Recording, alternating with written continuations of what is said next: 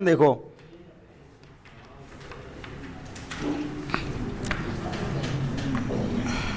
First question हमें यहां पर एक यहां पर टेबल बनी हुई दिखाई दे रही है। ठीक है, क्वेश्चन की तरफ सभी ध्यान दो भाई, बोर्ड पर कंसंट्रेट करो सभी। जिसमें ए हमें दिया गया है, डी गिवन है, एन गिवन है और उसके बाद ए एन गिवन है।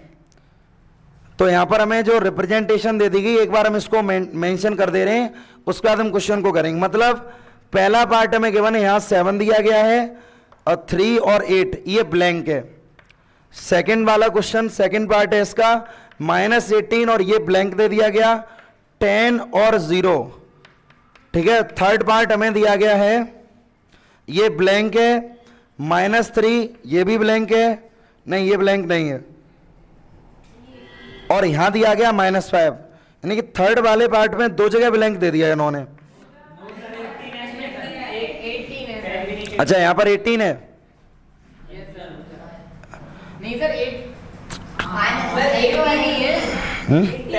है सर, बुक में होगा नहीं, बुक में नहीं है सर। अच्छा नहीं यहां पर 18 है। हाँ 18 है।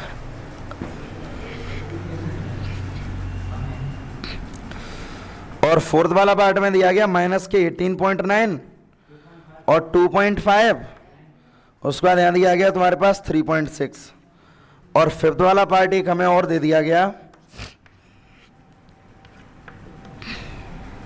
3.5, 0, 105 और दिया गया blank.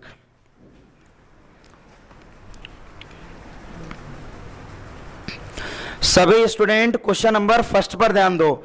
Exercise 5.2 question number first. Question number first में हमें टेबल गिवन है। टेबल के ओवरऑल 5 पार्ट तुम्हें दे दिए गए हैं।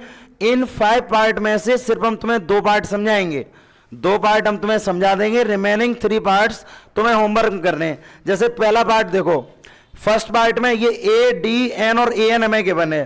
तो क्वेश्चन पर सभी ध्यान देना, पहले पार्ट में जो गिवन दिया गया आप उसका यूज करो। गिवन हमें दिया गया a is equal to 7, d equal to दिया गया 3 एंड n इक्वल हमें दिया गया 8 और हमसे पूछा गया है nth टर्म हमसे पूछा गया। तो यहां से हम फॉर्मूला यूज करेंगे, as we know that nth term is equal to a plus n-1 multiply D. देखो कंफ्यूज नहीं होना बिल्कुल भी, ये जो यहां पर an दिया गया है ये भी nth टर्म ही है, क्लियर है ना, ये nth टर्म है और nth टर्म का फॉर्मूला क्या होता है, a plus n-1 multiply D. हम nth टर्म का फॉर्मूला लास्ट वाला जब तक यूज नहीं करेंगे, मतलब कि फ्रॉम एंड, मैंने 2 फॉर्मूले लिखाए थे ना, तो फ्रॉम एंड वाला फॉर्मूला हम जब तक यूज नहीं करेंगे जब तक कि क्वेश्चन में बोला नहीं जाएगा, क्वेश्चन में बोला नहीं जाएगा या क्वेश्चन में लास्ट टर्म गिवन नहीं होगा, क्लियर है ना। जब तक हम लोग स्टार्टिंग वाला ही फॉर्मूला यूज करेंगे। तो यहां पर a की वैल्यू हमें गिवन है, nth term is equal to a given है 7 प्लस n गिवन है 8 माइनस 1 और d दिया गया तुम्हारे पास 3। तो nth term is equal to हो जाएगा 7 और 8 माइनस 7 यानी कि 7 मल्टीप्लाई 3, तो 7 प्लस 21। 7 में जब हम 21 को प्लस करेंगे तो रिजल्ट हमारे पास आ जाएगा 28, यानी nth टर्म आ गया तुम्हारे पास 28। तो 28 को यहां पर फिल कर दो। अब इसी तरह से सेकंड क्वेश्चन है, सेकंड वाले पार्ट पर ध्यान दो सभी। सेकंड वाले पार्ट में जो आपको दे दिया गया पहले उसको लिखो, गिवन दैट को पहले लिखो। सबसे पहले क्वेश्चन की शुरुआत हम गिवन दैट से ही लिखते हैं, क्या क्या क्वेश्चन में हमें दे दिया गया। तो सेकंड वाले पार्ट में देखना, a की वैल्यू -18, a इक्वल दिया गया -18 और d की वैल्यू हमें फाइंड आउट करनी है, d की वैल्यू को हमें फाइंड आउट करना है और n इक्वल दिया गया 10 और n इक्वल हमारे पास 10 है और nth टर्म दे दिया गया 0, यानी कि nth term is equal to 0। अच्छा एक बात बताओ, जब nth टर्म हमारा 0 है तो nth टर्म का फॉर्मूला होता है a plus n-1 multiply D, clear है ना इतना, और ये 0 के इक्वल चल रहा है। तो हमारे पास जो वैल्यू गिवन है उन वैल्यूज को पुट करो, यानी a की वैल्यू हमें कितनी दे दी गई, -18 -18 प्लस एन की वैल्यू दे दी गई 10, 10 - 1 और डी हमें कैलकुलेट करना है, इज इक्वल टू 0। अब देखो इधर ये माइनस का 18 है, इक्वल के उधर जा किसका हो जाएगा, प्लस का, यानी 10 में से बन जाएगा 9 बचेगा, 90 इज इक्वल टू 18, 9 से 18 को कट करो तो डी की वैल्यू हमारे पास 2 आ गई। बताओ भाई यहां तक किसी कोई डाउट हो? तो यहां पर डी दिया गया, यहां पर हम मेंशन कर देंगे 2। जिस तरह से हमने फर्स्ट एंड सेकंड पार्ट कराए हैं इसी तरह से रिमेनिंग 3 पार्ट होंगे, ठीक है, नोट करो इनको। डेसिमल वैल्यूज यहां पर गिवन है, इसलिए फोर्थ वाले पार्ट पर और ध्यान दे दो। इक्वल हमें दिया गया माइनस के 18,9, ठीक है, 18.9 और उसके बाद हमें डी इक्वल दिया गया 2.5, एन इक्वल हमें कैलकुलेट करना है और nth टर्म हमें दिया गया है 3.6। डेसिमल प्लेसेस की वैल्यू इसमें और गिवन थी तो इसलिए फोर्थ वाले पार्ट पर भाई और ध्यान दे लो।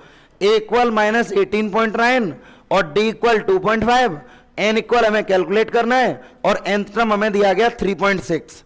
nth टर्म का फॉर्मूला होता है a plus n - 1 multiply d is equal to 3.6। Clear है इतना? nth टर्म का ये तो फॉर्मूला होता है a plus n - 1 multiply D.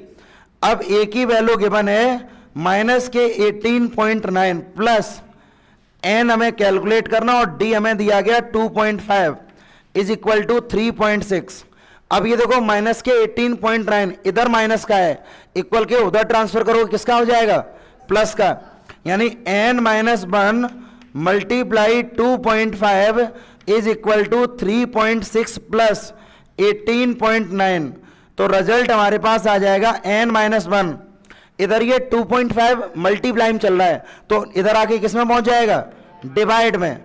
इनको प्लस करो, 9 और 6 कितना हो जाएगा, 15, कैरी 1 मतलब 19, 19 और 3 कितना होता है 22 और यहां पर लगा दो पॉइंट, पॉइंट से पॉइंट कैंसिल आउट कर दो। 25 से कितने बार कट होगा, 3 कितने बार कट कर दें, 9 टाइम्स कट हो गया ना, 25 9 जा 225 तो n - 1 इज इक्वल टू 9 हो गया तो n इक्वल हमारे पास रिजल्ट आ जाएगा 10। तो आप यहां पर वैल्यू पुट कर देंगे 10, ठीक है। रिमेनिंग 2 पार्ट हैं, थर्ड एंड फिफ्थ, ये दोनों पार्ट आपको खुद से करने हैं, नोट करो।